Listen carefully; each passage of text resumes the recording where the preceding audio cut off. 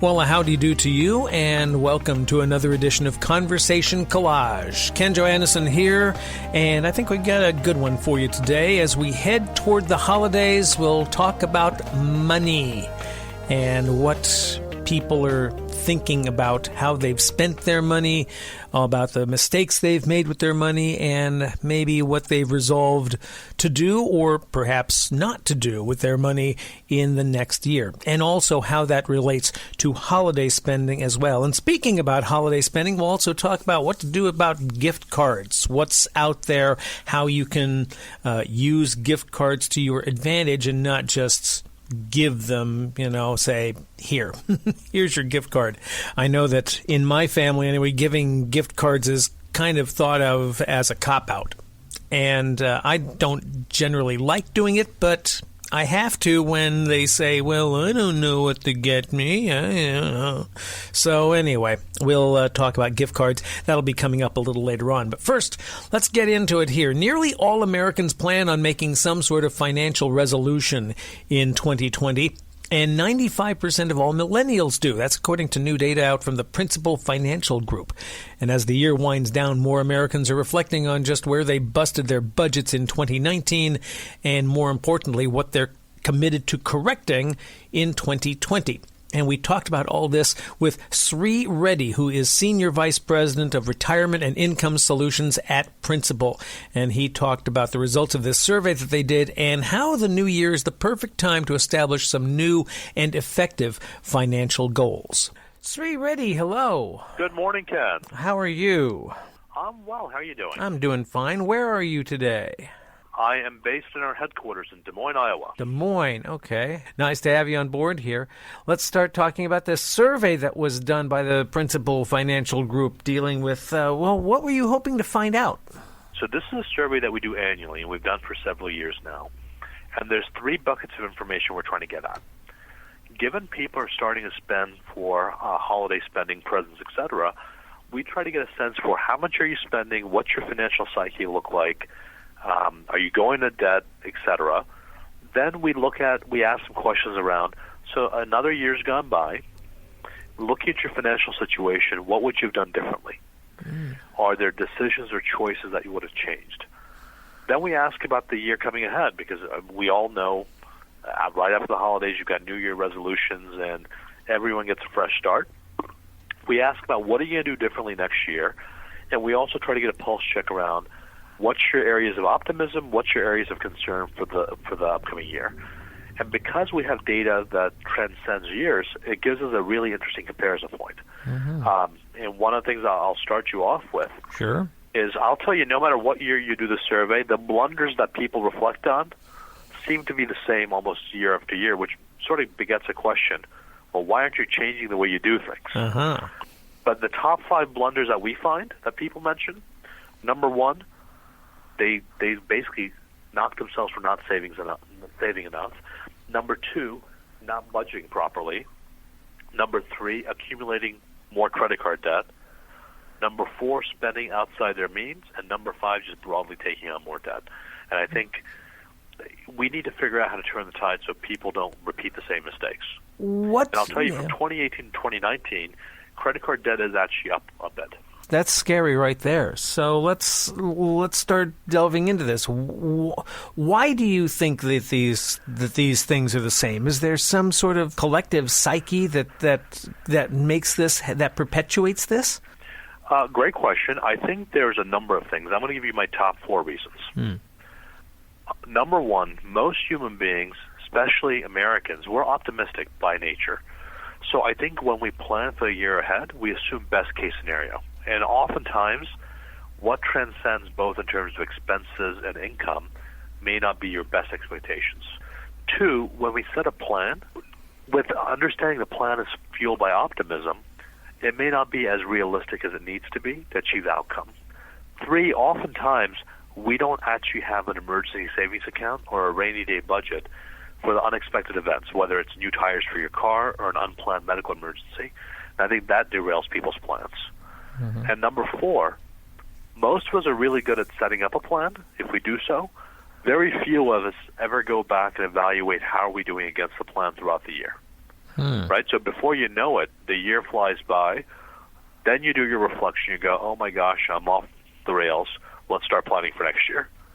So what I really encourage people to do is set realistic expectations, set up an account to pay for unplanned emergencies, and then find a friend or a family member that you can share your plan with that can hold you accountable. So as you do periodic check-ins, you can measure yourself and assess how you're doing realistically. Essentially make a financial support system for yourself. You got it. A financial trainer, coach, whatever you want to call it. But human beings love being in peer groups. So if you're doing something with somebody else, you're much more likely to do it. We'll talk about next year in just a second, but here we are in the holidays right now. How can we effectively manage our spending habits for this, for the holidays here? Yeah, there's a couple of tips I will offer to your listeners. First and foremost, I want them to do an assessment of two things. What can you afford to spend, and what should you spend? And those are two different things. Just because you can afford to spend $1,000, maybe you only really need to spend $500. But figure that out for yourself and create a fixed budget. Item number 2, create a list, and this is not the naughty or nice list, but create a list for all the people that are important to you that you're going to get something for, and spend some time intentionally thinking about what you want to get them that's meaningful to them. Because what you might find end up happening is it may not just be something tangible. It may not be that gift card. Our survey found nearly a quarter of people plan on buying gift cards this year. Another 50% plus plan on buying things. But a lot of people don't want things anymore. I mean, most of us are fatigued out with things. We want experiences. So making a list is really important because I want your listeners to avoid impulse purchases. Right? Coming into the season with all the sales everyone's having, Black Friday, Cyber Monday, it's super easy to get caught up and buy a whole bunch of stuff that we don't need for people who don't want it. And buying things that you don't need is the most expensive purchase you'll ever make, no matter what price it's on for. Very true. Yeah. Now let's move on to next year for making some sort of, for lack of a better word, resolutions for finances in 2020. How do we make a financial plan that doesn't repeat all the things that we've done in years past? Yeah, and I think we touched on some of it with the notion of setting a realistic plan and having a peer group or someone help you. But a couple of other tips I'll offer up. Going into the new year, there's some basic steps that your listeners can do that'll set them on the right course. The first one costs them very little time and energy to do, but log into your employer's 401k plan if you have one, and make sure you're taking advantage of the match the employer gives you. And because what we find is a lot of people leave free money on the table, and that's one that can help you start accelerating your savings without creating some of the issues. The second thing I'll tee up is interest rates have been lowered 3 times this year. So it's a really good time to examine all of your debt, whether it's student loans, your mortgage, car loans, credit cards, etc., and see, 1, can you get a better deal? And 2, how do you want to think about your spending down or paying off your debt plan so you can accelerate yourself out of the higher interest debt first? Because I think that's really important as well. And the third tip I'll offer up is going into the new year, many of your listeners are probably going to get a raise. And the interesting thing about getting a raise is it's money that you're not used to spending. So if you can bank it away and start saving more of that before you get used to spending it, that's a great way to get started as well. Sri, when we've talked about this survey here, when people put their resolutions for 2020, what they want to do financially, are they turning out to be the same that you've seen for 2019, 2018 and behind? They're very, very similar. I mean, saving more, paying off debt, saving for retirement, I think these are all things we've seen in the past. A couple that we're starting to see bump up, we're starting to see people saying, I want to give more to charity, which is also a sign of economic optimism. We're starting to see people say, I want to save for my kids' education. And another one that we're starting to see is, I want to provide financial support for a loved one. Because I think we're starting to see a lot more people as part of a sandwich generation who have elderly relatives or parents that need help as well. Some of the business channels and some of the pundits are saying, well, watch out, recession's coming in 2020. Are you seeing any evidence of that on your end? Our survey actually indicates there is more pessimism on the 2020 economy than there was last year at this time. But that's also biased towards women. More women will tell you that they see pessimism in the economy versus men. I just think there's all sorts of uncertainty fueling this. I mean, whether it's healthcare policy changes to the upcoming elections to tariffs, there's a lot of unknowns in the system, which are fueling some of the uncertainty. I am hopeful that we create resolution certainty, which if we do that, I think the economy's in pretty good shape. Last question. Did you see any surprises in this survey for you? Anything that caught you off guard? Yeah, I don't know if anything in particular caught me off guard, other than I'm pleasantly surprised to see millennials still doing more of the right things and exhibiting the right behaviors to get a head start, whether it's creating a plan early on, whether it's forcing more savings or being more thoughtful in how they spend. And the number one concern for millennials, which I'm hopeful won't trickle into the economy, is they're worried about the housing market. So I'm hopeful that with the lower interest rates, lower mortgage rates, and even housing prices starting to come down in certain areas, it'll help with that. Where do we find out more, and what resources are available to get us started on all of this? Sure, Ken. So tons of available resources across the web. But if you want to come to our site, our web address is principal.com. It's spelled P-R-I-C-I-P-A-L, so just like a school principal.com. We have tons of calculators, content, tools, and otherwise to get the conversation started. There we go. Sri Reddy with Principal Financial Group, Senior Vice President, Retirement and Income Solutions. I thank you for a few minutes out. Happy holidays, and this has been fascinating. I thank you for some time out on this. Thank you, Ken. Happy holidays to you. Sri Reddy is the Senior Vice President of Retirement and Income Solutions at the Principal. And if you want to know more, you go to Principal, that's P-A-L, Principal.com.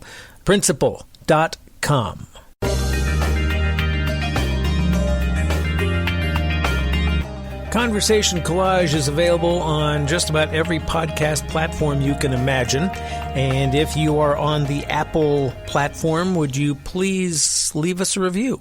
Appreciate it. Rate our podcast and tell us what you think. I'd like to know about it. Also, a reminder that we have a page on Instagram. We also have a page on Facebook, Conversation Collage Podcast, and you can find us at those pages there. Now, on we go. If you plan on purchasing gift cards for loved ones this holiday season, you are not alone. There's new research out that surveyed shoppers' holiday gift card spending, and it's expected to increase 7% from last year, with shoppers spending about 35% of their total holiday gifting budget on gift cards. The year after year, the National Retail Federation finds that gift cards are the most requested gift, but with so many choices, how do you select the perfect gift or gift card? And we talked about this with gifting expert Shelley Hunter. She has a website called giftcards.com, and she is known as the gift card girlfriend. And she has some ideas on how to make each gift card special. Hi, Ken. Where are you today? I am in New York right now. Is that home base for you? I can't remember. No, I actually live in Boise, Idaho. So let's get into it here. Gift cards. How are gift cards going? What's new in gift cards? Any new trends to talk about? Yeah, well, let's start off by telling you that for the 13th year in a row, gift cards have been voted the most requested gift of the holiday season. And a forecast that surprised me a little bit said that consumers are expecting to spend over a third of their gift-giving budget on gift cards this year. So I think we'll all find one in our stockings. Oh, yeah, I know that. I know probably 4 people who are going to get gift cards from me, because when I ask, well, what do you want? They say, well, I don't know, and you know that seems to be the answer these days. You know, that's the solution. Right. Yeah, it is.